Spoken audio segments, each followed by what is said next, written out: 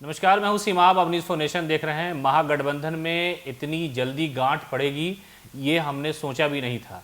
यानी महागठबंधन बिखरने की तरफ चला जाएगा ये हमने सोचा नहीं था। ये मैं नहीं कह रहा हूं, बल्कि भारतीय जनता पार्टी के वो नेता कह रहे हैं जो पिछले 2-4 दिनों से लगातार आरजेडी और जेडीयू पर हमलावर है।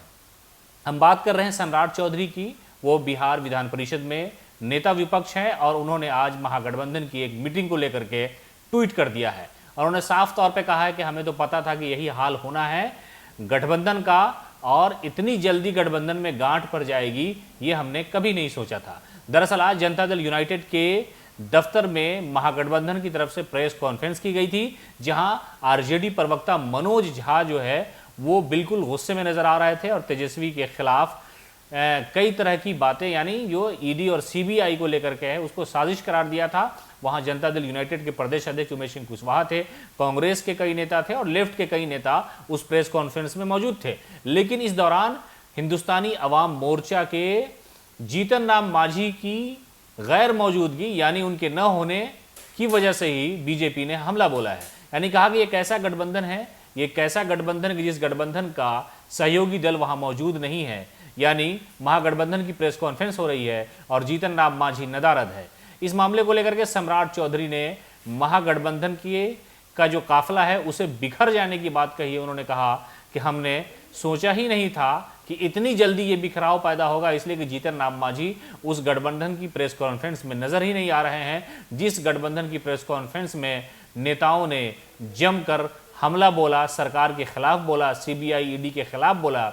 वहां आरजेडी, जेडीयू, कांग्रेस और लेफ्ट के कई नेता मौजूद थे और जो स्टेज सजाया गया था उसमें चेयर लगी थी और उस कुर्सी पे गठबंधन के सभी लीडर मौजूद थे और ये कह रहे थे कि केंद्र की जो सरकार है वो डिप्टी सीएम तेजस्वी प्रसाद यादव को परेशान करने का प्रयास कर रही है, लेकिन हम लोग डरने वाले नहीं हैं। यानी जो गठबंधन, महागठबंधन के लोग हैं, जो नया नया गठबंधन हुआ है उसमें जितनी भी पार्टियां शामिल हैं, जितने भी नेता शामिल हैं और ख़ास तौर से मुख्यमंत्री नीतीश कुमार और उप मुख्यमंत्री Tejashwi Yadav, CD, ED, BD, CB, इस तरह की कई सारी बातें जो हैं, मनोज झा ने कहा कि हम लोग डरने वाले नहीं हैं। लेकिन इस दौरान हिंदुस्तानी अवाम मोर्चा की तरफ से कोई भी नेता वहां मौजूद नहीं था। मांझी के जो पुत्र है वो मौजूद नहीं थे, खुद जीतन राम मांझी मौजूद नहीं थे, उनके प्रवक्ता दानिश रिजवान भी नजर नहीं आ रहे हैं। इसी सारे मसले को लेकर के भारतीय जनता पार्टी ने एक बार फिर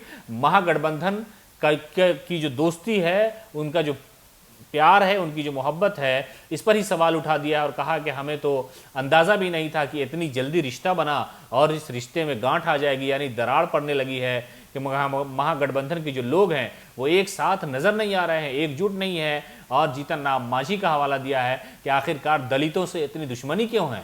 यानी आरजेडी को, जेडीयू को लेकर के भी उन्होंने कहा कि जीतन राम मांझी वहां मौजूद नहीं थे। इसका साफ मतलब निकाला जा सकता है कि महागठबंधन के जो नेता हैं उन्हें दलितों से नफरत है, पसमानदा जो लोग हैं उनसे नफरत है। अगर नफरत नहीं होती तो मांझी या मांझी के पार्टी का कोई भी नेता उस प्रेस कॉन्फ्रेंस में जरूर मौजूद होता। तो कुल मिलाकर के सम्राट चौधरी के जो तेवर हैं वो सख्त हैं। बिहार विधान मंडल की जब कार्रवाई हुई तो उसमें भी उन्होंने तेजस्वी यादव पर जोरदार हमला बोला, मुख्यमंत्री नीतीश कुमार को निशाने पर लिया और वो नए नए नेता विरोधी दल बनाए गए हैं बिहार विधान परिषद में। लेकिन आज उन्होंने ट्वीट करके कहा है कि गठबंधन के जो लोग हैं, गठबंधन में जो पार्टियां शामिल हैं, उन्हें दलितों से नफरत है। अगर मोहब्बत होती तो जरूर उस प्रेस कॉन्फ्रेंस में जीतन राम मांझी को बुलाते। फिलहाल इस खबर में इतना ही। नमस्कार।